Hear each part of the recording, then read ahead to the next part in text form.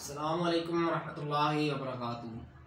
ये फार्मर्स, आज हम बात करेंगे काफ के ऊपर। आपने किस तरह अपने काफ को पालना है, इसके ऊपर बात करेंगे। 9 ऐसे टॉपिक जो मेरे पास मौजूद हैं जिनके ऊपर आप अगर काम कर लें तो काफ की एक्सपायरी नंबर 1, काफ के अंदर डायरिया नंबर 2, उसके अंदर रेस्पिरेटरी सिस्टम के जो मसले आते हैं ये आपके ख़त्म हो जाएंगे बिल्कुल।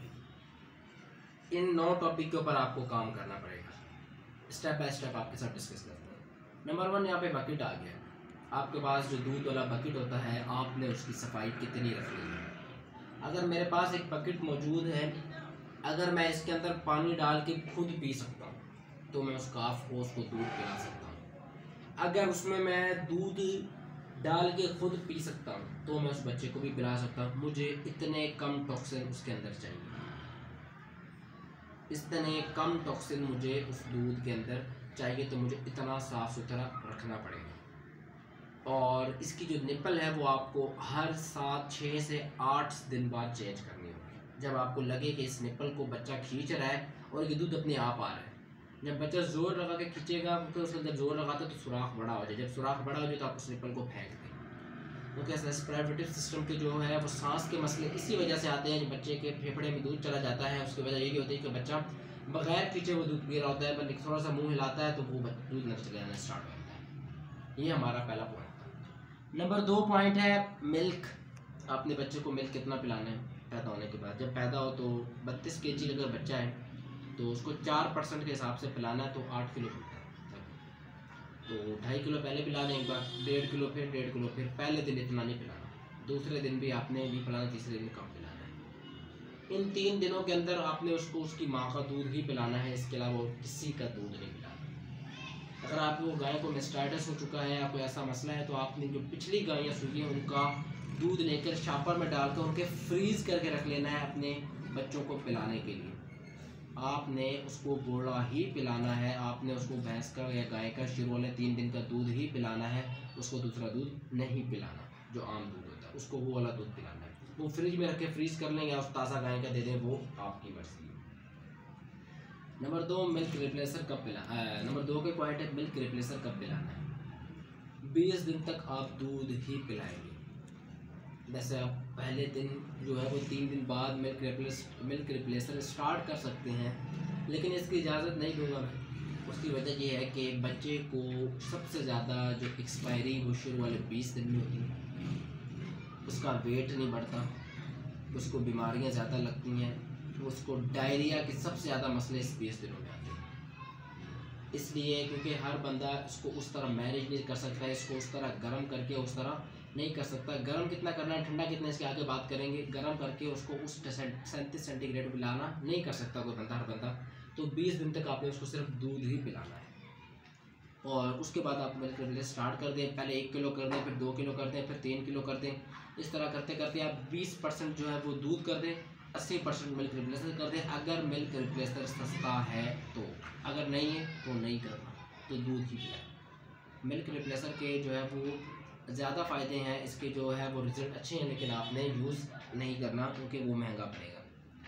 नंबर 3 में हम बात करें तो काफ स्टार्टर जो है वो आपने कब देना है।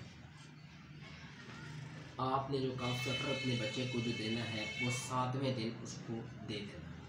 7वें दिन उसको पानी भी रख देना है और 7वें दिन उसको काफ स्टार्टर भी दे देना है। ये दोनों चीज़ों आपके साथ में देगा तो वो आहिस्ता आहिस्ता खाना स्टार्ट करेगा और 12 दिन बाद वो अच्छा काफ स्टार्टर खाना लग जाएगा। इसके बाद हम बात करें आपने केज में कब रखना है, कितने महीने। कुछ फार्मर क्या करते हैं, बच्चा पैदा होने के 2-4 दिन वो केज में रखते हैं, 1 हफ्ता उसके बाद निकाल देते हैं। ये बहुत बड़ी गलत चीज़ है, क्योंकि बच्चे को डायरिया होगा तो आपको किस तरह पता लगेगा कि इसके अंदर अभी डायरिया चल रहा है। इस डायरिया को, इस बीमारी को, इन चीज़ों को ख़त्म करने के लिए आपको कम से कम, मैं आपको एक जो अच्छा बता रहा हूँ वो 3 माह है, 90 दिन तक उसको केज में रखें। लेकिन आपका हार्ट कई बार जो है वो जब 7वां, 8वां, 9वां, 10वां महीना चलता है तो इतने ज़्यादा जो है वो बच्चे जन्म देते हैं कि हमें केज ख़त्म हो जाते हैं हमारे पास। तो उनमें आप कोशिश करें 1 माह रखें, वो भी रख सकते तो कम से कम 20 दिन रखें उसको।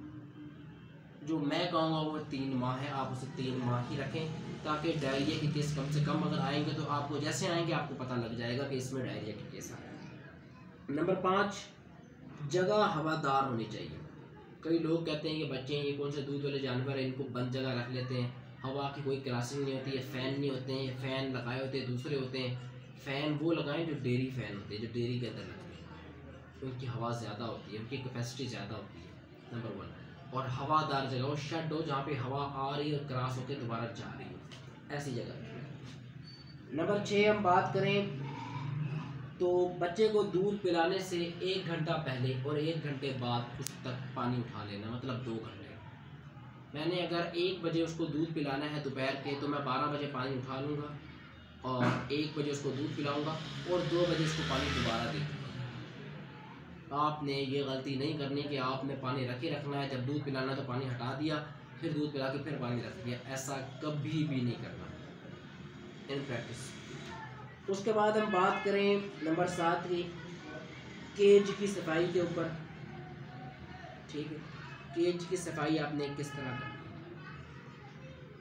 है। नंबर 1, जो रोज़ का रोज़ केज के अंदर आपका जो पड़ा होगा, जो रोज़ का रोज़ जो वेस्ट मटेरियल गोबर जो पड़ा होगा, आपने वो निकालना है पहली बार। और इसके अलावा जो है वो आपने हर तीसरे या 6वें दिन उसकी जो वो पराली जो उसके नीचे लगी हुई है उसको बदलना है। पराली कितनी लगानी है, कम से कम 4 से 6 इंच। एक अच्छी खासी पराली होती है बैठी हुई, तो ये अच्छी खासी पराली बनती है, तो आपने हर 3 से 6 दिन बाद उसे चेंज कर देना है। उससे उसको कम से कम बीमारियाँ लगी हुई, डिजीज उसके अंदर, टॉक्सिन उसके अंदर। नंबर 8 पे हम बात करें तो उसके अंदर जो है वो बंकर किस तरह बनाना चाहिए 3 माह के बाद। अब 3 माह गुजर गए, 3 माह का बच्चा हो गया, तैयार हो गया है, सारे सिस्टम उसके हो गए, अब उसे किस तरह रखना है। कई लोग 3 माह बाद उसे खुला छोड़ देते हैं, खुले बंकर दे देते हैं। उसकी वजह ये है कि जानवर में इस तरह सफाई के इशू बहुत ज़्यादा आते हैं, सफाई नहीं कर पाते हैं, क्योंकि बंकर में से फिर वो उस वेस्ट मटेरियल को भी निकालना, उसके पेशाब को भी निकालना, फिर उस जो है वो गीली मिट्टी को भी निकालना, तो ये आपके दूध वाले जानवर और हीफर का इतना ज़्यादा हो जाता है कि आप कर ही नहीं सकते इसका।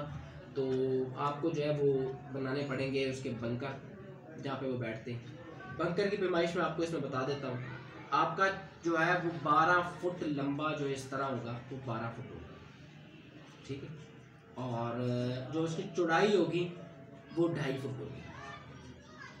हम जो गायों के लिए बनाते हैं या अपनी बच्चियों के लिए बनाते हैं, वो 15 से 16 फुट जो है वो इस तरह लंबा होता है, और जो इस तरह होता है वो 4 फुट होता है।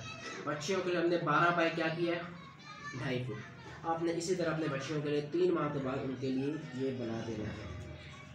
उसके बाद हम बात करें तो 5 मंथ बाद आपने उस बच्चे को काफ स्टार्टर जो के साथ साथ साइलेज स्टार्ट करना है, इससे पहले बिल्कुल नहीं करना। और 5वां पूरा महीना आपने सिर्फ सलाद के तौर पे साइलेज इस्तेमाल करना है। 6वें माह में आप उसके लिए जो है वो फिर साइलेज ज़्यादा देंगे आहिस्ता आहिस्ता, लेकिन 5वें माह में जो आपने साइलेज देना वो खाली सलाद के तौर पे देंगे। इसके बाद हम बात करें, आपने हर माह बाद पैदा हुए वज़न करना है, लिख लेना कापी पे, 30 दिन बाद फिर लिख देना है, ठीक है।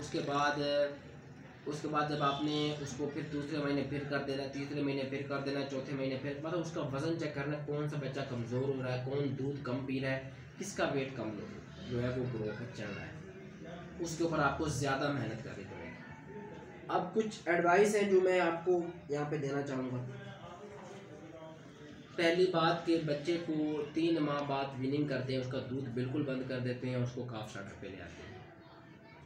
50% बच्चों की ग्रोथ काफ स्टार्टर पे भी बंद हो जाती है। 50% बच्चों की ग्रोथ काफ स्टार्टर पे बंद हो जाती है, उनके जिस्म के बाल खड़े हो जाते हैं। आपने उसका दूध बंद नहीं करना जब तक आप उससे साइलेज ना दे रहे हो।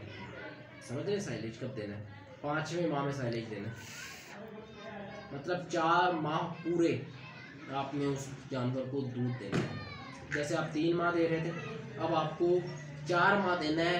2 टाइम फीडिंग करनी है, 1 किलो सुबह देना है, 1 किलो शाम देना है। आपने ये दूध से फिर भी पिलाना है। बच्चों की ग्रोथ को तबाह नहीं करना है हम लोगों ने कि 3 माह बाद विनिंग करते हैं, बच्चों में 50% ग्रोथ रुक गई, बाल खड़े हो गए, 3-4 महीने आपकी ब्रीडिंग लेट हो गई। आपने अगर 350 kg वेट जो है वो अपने जानवरों का लेना है, उन बच्चों का लेना है, और 12 माह पे, 11 माह पे, 10 माह पे भी इस वक्त गब्बर हो रहे हैं, इसी वजह से तो उनका काफ स्टार्टर का फार्मूला अच्छा है, नंबर 1, उनकी सफाई अच्छी है, उनके प्रोटोकॉल अच्छे हैं, उनके अंदर जो प्रैक्टिस अपनाई जा रही है, मिल्क कब देना है, काफ स्टार्टर कब देना है, मिल्क रिप्लेसर कब देना है, उसकी रूटीन किस तरह देनी है। अब दूध के ऊपर आ जाते हैं नंबर 2 मशवरा, हिफाजती मशवरा। आपने अपने जानवर को जो दूध पिलाना है, अगर आप चाहते हैं मैंने अपने गायों को पिलाना है, तो आपके जानवर का दूध निकलने के बाद आपकी मिल्किंग ख़त्म हो उस जानवर की, सारों के नहीं, उस जानवर की, उधर से लेके आपने बच्चों के पेट तक दूध जाने का जो वक्त है ये 5 मिनट है। मतलब मिल्किंग पूरी हुई, दूध उठाया, जाके बर्तनों में डाला, डालने के ये आपके पास 5 मिनट में उन बच्चों ने पी भी लेना है। अगर ये वक्त 7 से 10 मिनट हो गया तो आप कभी भी वो दूध नहीं पिलाएंगे उसको, ये मेरी बात याद रखें। फिर उस दूध को गर्म करें, 70 सेंटीग्रेड पे लेके जाएं, उसके जितने टॉक्सिन बीमारियां वो मर जाएंगी, दोबारा उसे 37 पे ला के पिला दें। काफ स्टार्टर का भी इसी तरह है, 70 पे लेके जाना है, 37 पे ला के उसको पिला देना है, और उसको हिलाना सही तरीके से और गर्म भी सही करना है। बच्चों की मौत तभी होती है जब उसके अंदर पाउडर होता है और वो सही तरीके से पका हुआ नहीं होता, इसकी वजह से उनकी बात आती है, मौत होती है, फार्म के फार्म उजड़ जाते हैं। 3-3 साल मेहनत करने के बाद आपके पास एक भी बच्चा नहीं देखता अपने फार्म में। उसकी वजह यही होती है कि आप जब उसे दूध का फटर इस तरह पिलाएंगे तो किस तरह वो सर्वाइव करेगा। शुरू वाले 20 दिन उसको दूध पे ही रखें। अब नुकसान क्या होते हैं डायरिया के? देखो, डायरिया के जो नुकसान हैं उसमें सबसे अहम मसला है कि डायरिया हो जाए जानवर को सख्त, तो उसके जिस्म में एक तौलिया नुमा चीज़ होती है, तो उसमें कुछ एटम्स जाके फंस जाते हैं जिससे वो ग्रोथ नहीं ले पाता, पूरी ज़िंदगी अपनी ग्रोथ नहीं ले पाता, ना कभी मिल्क में ग्रोथ, ना हाइट में, ना वेट में, किसी चीज़ में ग्रोथ नहीं ले पाता वो जानवर, वो आपका कलीन का माल में निकल जाता है। कितना बड़ा नुकसान है, कितना बड़ा नुकसान है यहाँ के लिए।